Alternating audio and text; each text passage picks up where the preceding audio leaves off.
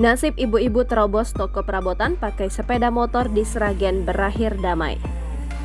Video aksi ibu-ibu terobos toko perabotan sepeda motor menabrak toko perabotan Ceria di Pasar Ngebrak, Kecamatan Masaran, Kabupaten Sragen, Jawa Tengah viral di media sosial berakhir damai.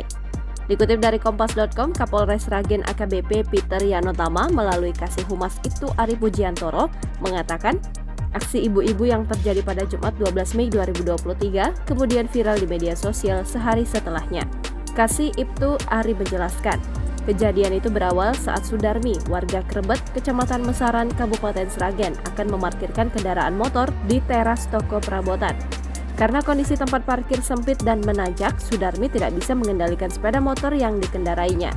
Sudarmi langsung masuk ke dalam toko hingga menabrak barang dagangan yang ada di dalam toko. Atas kejadian ini, pengendara tidak mengalami luka, tapi satu barang berupa alat pel seharga sekitar Rp100.000 mengalami rusak. Selain itu, pemilik toko perabotan Ceria, Suparmi, sudah memaafkan adanya kejadian tersebut. Lebih lanjut, Kasih Ibtu Ari menyampaikan jika kejadian tersebut murni ketidaksengajaan dari Sudarmi dan untuk pemilik toko telah menerima kejadian itu serta tidak meminta ganti rugi serta sudah diselesaikan dengan kekeluargaan dan damai.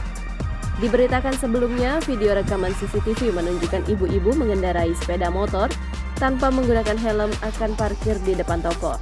Namun ia menarik tuas gas dan masuk ke dalam toko bersama sepeda motor yang dikendarainya. Akibatnya, toko yang berisi perabotan rumah tangga berbahan plastik dan kayu yang ditata sepanjang 10 meter porak-poranda.